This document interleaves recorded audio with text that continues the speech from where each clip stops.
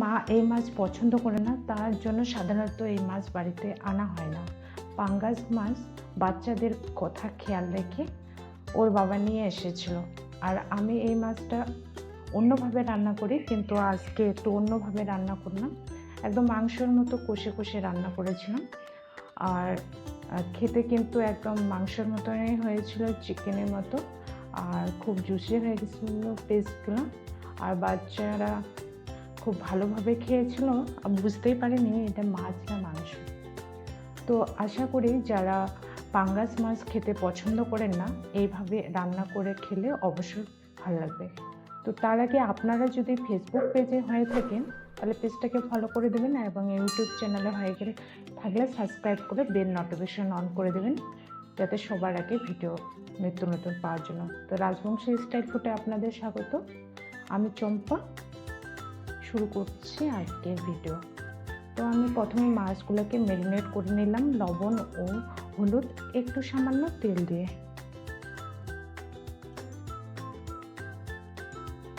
মাছগুলোকে এইভাবে ম্যারিনেট করে রেখে দিচ্ছি। এখন আমি এখানে সব যেগুলো উপকরণ আছে কুচি কুচি করে কেটে নিয়েছি, আর সাধারণ গরম মশলা, গোটা মশলা নিয়েছি। এটাকে একটু গরম কড়াইয়ে তেজপাতা, ছোটো এলাচ, বড় এলাচ, 2টা শুকনো লঙ্কা, আর 2-3টা লবঙ্গ, 2-3টা গোলমরিচ এবং জিরা দিয়ে ভালো করে একটু গরম করে নিচ্ছি। এখন অন্য একটা পাত্রে কড়াই বসিয়ে দিয়ে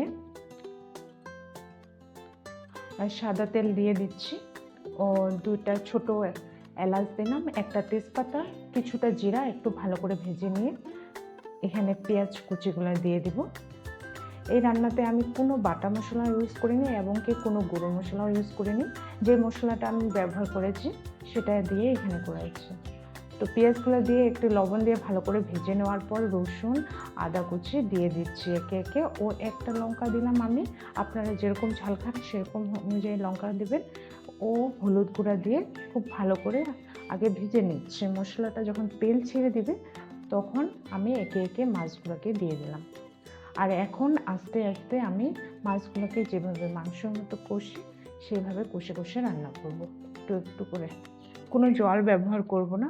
এই মাছে যেহেতু প্রচুর পরিমাণে চর্বি থাকে, তাই তেল ছেড়ে দেবে।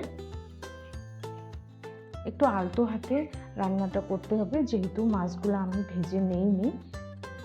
তো এইভাবে কষে কষে আমি রান্না করেছিলাম। খেতে কিন্তু খুবই অসাধারণ হয়েছিল। এইভাবে রান্না করার পরে আমি আর আশা করি অন্যভাবে রান্না করব না। আমাকে এত ভালো লেগেছে, আমি এই মাছ এখন এইভাবেই রান্না করব। আপনাদের একবার হলেও এইভাবে যারা রান্না করেছেন তারা তো জানেনই, আর যারা খাননি একবার ট্রাই করার অনুরোধ থাকলো। আশা করি ভালো লাগবে। তো আমরা যে মশলাটা ভেজে রেখেছিলাম ওটাকে এখন গরম মশলা একটু বেটে নিচ্ছি। খুব গুঁড়ো করতে হবে না, একটু দরদরা করে এইভাবে একটু করে নিলেই হয়ে যাবে। একদম মাংসের মতো তেল ছেড়ে দিয়েছি। যখন এইভাবে মশলাগুলা পুরোপুরি গলে যাবে তখন আমাদের দিয়ে দিতে হবে গরম জল। অবশ্যই গরম জল ব্যবহার করবে, তাহলে স্বাদটা কিন্তু ভালো আসবে। তারপরে ফুটে গেলেই জলটা আমরা গরম মশলাটা দিয়ে দিয়ে নামিয়ে নেব।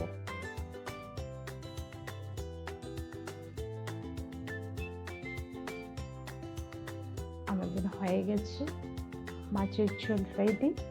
এই যে কত সুন্দর হয়েছে, পিসগুলো কিন্তু একটাও ভেঙে যায়নি, আর ঝোলটাও কতটা লোভনীয় লাগতেছে। আমার বাচ্চা কিন্তু খুব ভালো করে খেয়েছিল।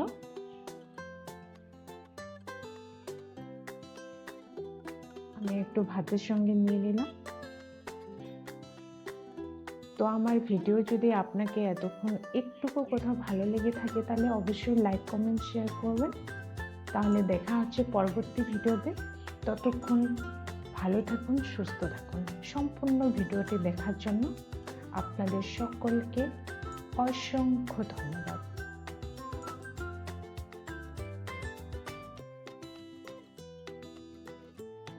মা এই মাছ পছন্দ করে না, তার জন্য সাধারণত এই মাছ বাড়িতে আনা হয় না। পাঙ্গাস মাছ বাচ্চাদের কথা খেয়াল রেখে